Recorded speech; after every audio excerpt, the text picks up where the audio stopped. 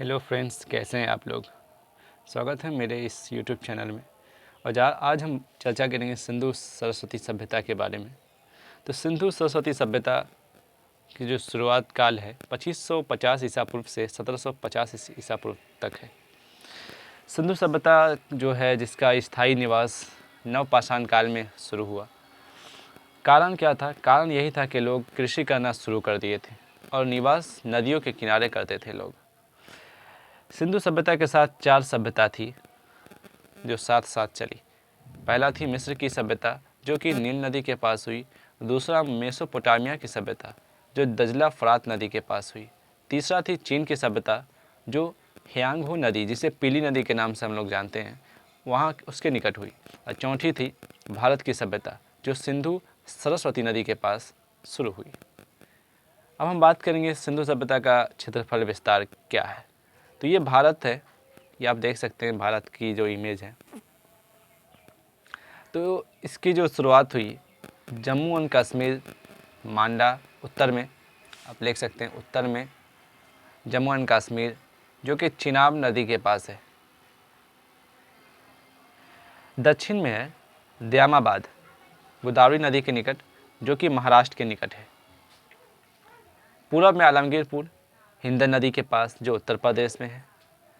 और पश्चिम में सुतका गेंडोर पाकिस्तान में दास नदी के निकट है। इसका उत्तर से दक्षिण जो क्षेत्रफल था वो 1600 किलोमीटर तक का था। और पूर्व से पश्चिम जो क्षेत्रफल था इसका उत्तर से दक्षिण जो क्षेत्रफल था वो 1400 किलोमीटर था और पूर्व से पश्चिम 1600 किलोमीटर था। इसके बाद हम लोग बात करेंगे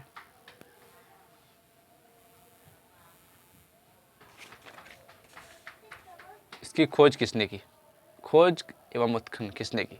तो सबसे पहले 1826 ईस्वी में चार्ल्स मैसन ने इसकी खोज की।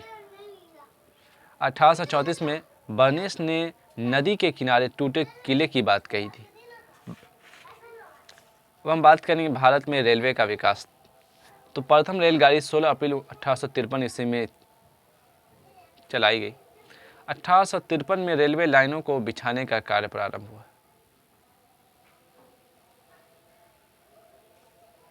1853 से 1856 में कराची से लाहौर जो कि पाकिस्तान में है, तो कराची से लाहौर के मध्य उसके बीच एक रेलवे लाइन बनाई गई। ये सब किसने बनाया? तो ये सब अंग्रेज़ों ने बनाया था। और ये नहीं समझिएगा कि हम भारतीयों की सुविधा के लिए अंग्रेज़ों ने इस लाइन को बिछाई, बल्कि अपनी सुविधा के लिए इसने बिछाई कि किस तरह दूसरे देश से व्यापार करने में आसान हो उनके लिए। और ये दो लोग ब्रिटेन बंधुओं, किसने? ब्रिटेन बंधुओं ने। पहला था जॉन ब्रंटन एंड दूसरा विलियम ब्रेंटन के द्वारा कुछ ईंट प्राप्त की गई। कहाँ से? सिंधु सभ्यता से, है ना। 1856 में कनिंघम द्वारा हड़प्पा का मानचित्र बनाया गया। 1856 में कनिंघम के द्वारा जो है इसका मानचित्र बनाया गया। अब देखो इसकी सिंधु सभ्यता की खोज तो किसी और ने की, लेकिन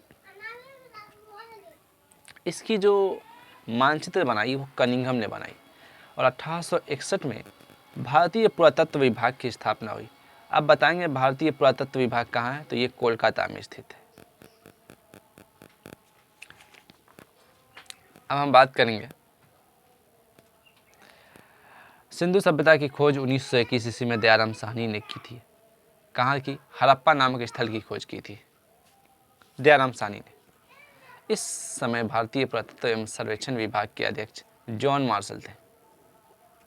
मोहनजोदड़ो की खोज कब हुई? तो 1922 में भी याद रखेंगे। हड़प्पा सभ्यता क्या था?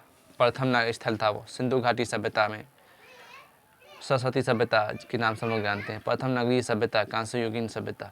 सिंधु सरस्वती सभ्यता को आग ऐतिहासिक काल में रखा जाता है क्योंकि यहाँ लिखित साक्ष्य उपलब्ध हैं, परंतु उसे पढ़ा नहीं जा सका। हम बात करेंगे स्क्रिप्ट ऑफ इंडियन सिविलाइजेशन। पहला था सर्पाकार लिपि। लिपि क्या था? सर्पाकार, सांप की तरह जिस तरह रेंगता वैसा था, इस तरह यहाँ बता दिया गया है। दूसरा गौमुत्रा कार लिपि। तीसरा वेस्टो फैडन स्क्रिप्ट। चौथा भाव चित्रात्मक लिपि।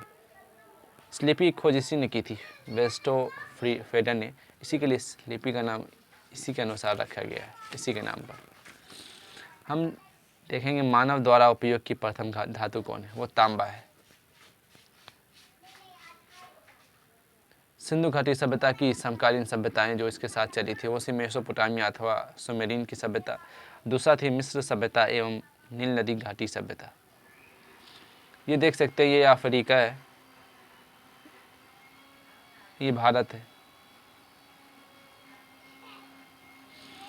और ये भारत के जो हड़प्पा सभ्यता थी, भारत की सभ्यता से यहाँ मेसोपोटामिया जाती थी व्यापार के लिए। और चीन की सभ्यता मेसोपोटामिया होकर कहाँ जाती थी, मिस्र की सभ्यता में। मेसोपोटामिया ईरान में है, ये बात याद रखेंगे। तो इसी के लिए यहाँ की सभ्यता की चीज़ें वहाँ मिली। यहाँ देख सकते हैं, मैंने इस तरह चित्र बना दिया है कि ये मिस्र है, ये मेसोपोटामिया है, और ये सिंधु सभ्यता है। देखिए सिंधु सभ्यता की चीज़ जो है मेसोपोटामिया मिली, वो चीज़ क्या थी, तो मोहर थी, मोहर मिला है। कौन सा मोहर, तो एक सींग वाली मोहर, एक सींग की गाय जो थी, गेंदा, एक सींग वाला गेंदा का मोहर मिला है। कहाँ, मेसोपोटामिया में। अब देखिए आपने पढ़ा होगा कि सिंधु सभ्यता में जो है सुराही मिली है, तो वो सुराही कहाँ की थी, वो मेसोपोटामिया की सुराही थी, यहाँ बनाया जाता था। वो कहाँ मिली, वो सिंधु सभ्यता में मिली। अब मिस्र में किस चीज़ से फेमस है, तो मिस्र आप लोग जानते होंगे, मिस्र पिरामिडों का देश माना जाता है।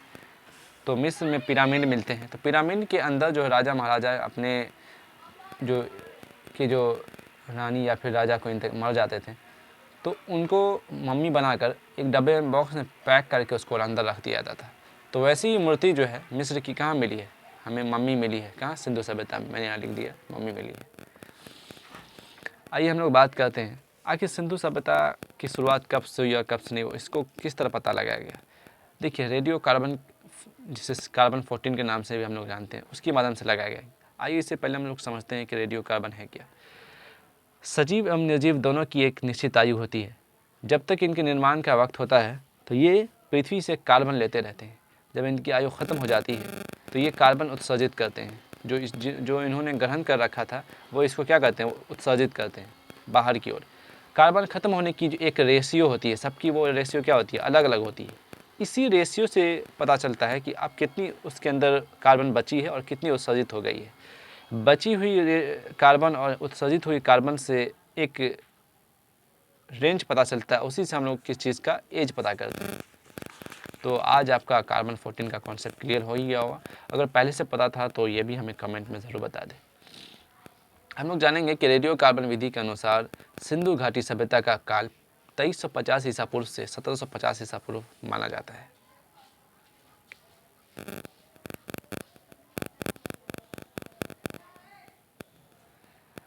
लेकिन इतिहासकारों ने इसे अलग अलग बताया है। जॉन मार्शल जो कि 3250 ईसा पूर्व से 2750 ईसा पूर्व बताए हैं। डीपी अग्रवाल जो कि 2300 ईसा पूर्व से 1750 ईसा पूर्व बताए हैं। माथे स्वरूप वत्स जो 3500 ईसा पूर्व से 2700 ईसा पूर्व बताए हैं। मार्टिमर व्हीलर जो 2500 ईसा पूर्व से 1500 ईसा पूर्व बताए हैं। इसी जगह अर्नेस्ट मैके ने 2800 ईसा पूर्व से 2500 ईसा पूर्व बताया है।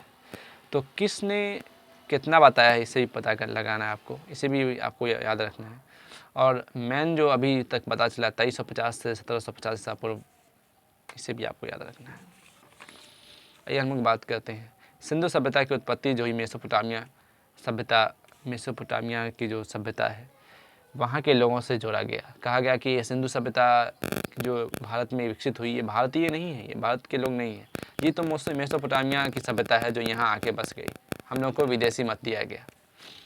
दूसरे लोगों ने कहा कि नहीं, ये ईरान बलूचिस्तान की सभ्यता है, क्योंकि पहले भारत ईरान बलूचिस्तान सब एक ही थे, तो हमें इन्होंने देसी मत करार दिया। लास्ट में तीसरी बार अमलानंद घोष ने कहा कि नहीं, कहाँ हो तुम, ये तो भारत की सोथी सभ्यता है। जो सोथी सभ्यता के लोग जो थे, कुछ लोग उस एरिया में चले गए और वहाँ से सिंधु सभ्यता का निर्माण हुआ। सोथी सभ्यता कहाँ है तो हमें पता होना चाहिए, बीकानेर में है। बीकानेर कहाँ है तो ये राजस्थान राज्य में है। और यहाँ बीकानेर की जो सभ्यता थी वो ग्रामीण सभ्यता के साथ थी, और ग्रामीण सभ्यता के सोथी वाले लोगों ने सिंधु सभ्यता चले गए। अब अमलानंद घोष का कहना है कि ये बताइए पहले गांव विकसित हुआ कि पहले शहर? तो पहले ऑब्वियसली सी बात है गांव विकसित होगा, गांव से शहर बनता है। तो सबसे पहला जो सभ्यता था वो सोथी सभ्यता था। कहाँ था? वो ग्रामीण सभ्यता था, वो बीकानेर में था, जो राजस्थान में है, राजस्थान में बीकानेर में था। तो ग्रामीण सभ्यता होने के कारण सब लोग मान गए कि हाँ ये अमलानंद घोष सही कह रहे हैं। आइए हम लोग बात करते हैं सिंधु घाटी सभ्यता का विस्तार। वो 1500 स्थल में थे। सिंधु घाटी सभ्यता जो है उसके स्थल 1500 स्थल हैं, जो कि अफ़गानिस्तान में 2 स्थल हैं। एक था सुरतुगई, दूसरा मुंडीगाक, और 2 ही स्थल अफ़गानिस्तान में है, और 500 स्थल पाकिस्तान में है, और भारत में 1000 स्थल हैं। टोटल कितने स्थल होंगे? 1500 स्थल। लेकिन हमें 1000 1500 इतना नहीं पढ़ना है, हमें इनमें से जो कुछ महत्वपूर्ण है उन्हीं को पढ़ना है।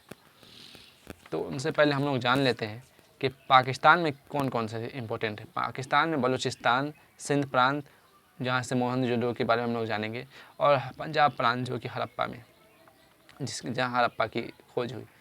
अब आप लोग बात करेंगे अरे पंजाब तो भारत में है, फिर वहाँ कैसे चली गई? तो इसका मैं आपको 1 मिनट बता देता हूँ कि देख लीजिए, ये है भारत। वैसे मेरी अच्छी ड्राइंग बनती नहीं है।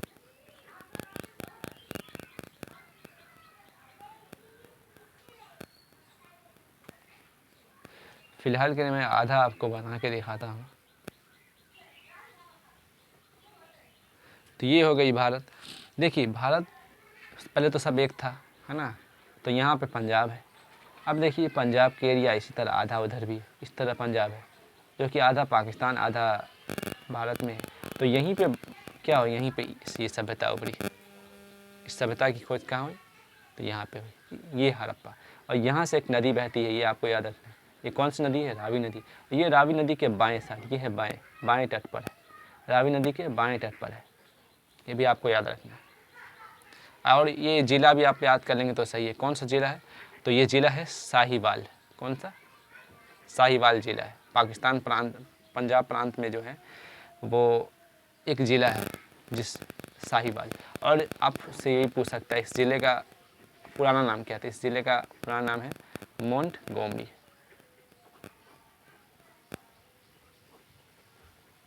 आप ये भी याद कर सकते हैं। तो आइए हम लोग बात करते हैं। अब हम लोग बात करेंगे भारत में कहाँ कहाँ। भारत में हम लोग जानेंगे जम्मू एंड कश्मीर, जो कि मांडा हमने दिखाया था, उत्तरी भाग। पंजाब रोपड़ पढ़ेंगे, हरियाणा में बनवाली पढ़ेंगे, आलमगीरपुर में पूर्वी भाग, जो आलमगीरपुर मैंने बताया था सिंधु सभ्यता का पूर्वी स्थल है। किस नदी के पास है हमको कमेंट कर दें। गुजरात में हम लोग 2 स्थल पढ़ेंगे, पहला है लोथल और दूसरा है धौलावीरा। राजस्थान में कालीबंगा पढ़ेंगे। महाराष्ट्र जो कि दयामाबाद में है, दक्षिण भाग में है। मैंने पढ़ा था भारत के नक्शे में कि इस तरह, और इसका आकार क्या? त्रिभुजाकार, इस तरह है, इस तरह, यहाँ से इस तरह। ये है पूरा विस्तार सिंधु सभ्यता का। तो ये है, यहाँ पे दक्षिण में है दयामाबाद, जो कि महाराष्ट्र में है। तो आप लोग कमेंट करके बताइएगा कि यहाँ पे किस नदी के निकट है। सिंधु घाटी सभ्यता के महत्वपूर्ण स्थल जो 7 नगरीय स्थल हैं, हम लोग इसको पढ़ेंगे, और अन्य प्रमुख स्थल इसको हम लोग नहीं पढ़ेंगे। 7 नगरीय स्थल कौन कौन से? पहले हड़प्पा, दूसरा मोहनजोदड़ो, तीसरा लोथल, चौथा धौलावीरा, 5वां है कालीबंगा, 6ठा चन्हुद्रू, और 7वां बनवाली। तो हम लोग इस पर विश्लेषण चर्चा करेंगे अगली वीडियो में। कल हम लोग पढ़ेंगे हड़प्पा के बारे में कि हड़प्पा क्या है। उसके बाद हम लोग अगली वीडियो में मोहनजोदड़ो पढ़ेंगे, और उसके बाद कल हो सकता है कि हड़प्पा मोहनजोदड़ो एक साथ हम लोग पढ़ लेंगे। उसके बाद अगली वीडियो में हम लोग ये 3 पढ़ लेंगे, और दूसरी बार में ये दोनों पढ़ लेंगे एक साथ। इस तरह 3 वीडियो में हम लोग साथों अच्छे से देख लेंगे। कैसा लगा ये आज का वीडियो? अगर वीडियो पसंद आया हो तो कमेंट ज़रूर कीजिएगा, और इस वीडियो को यूट्यूब चैनल को हमारे सब्सक्राइब ज़रूर कीजिएगा। मिलते हैं नेक्स्ट वीडियो में, तब तक के लिए जय हिंद।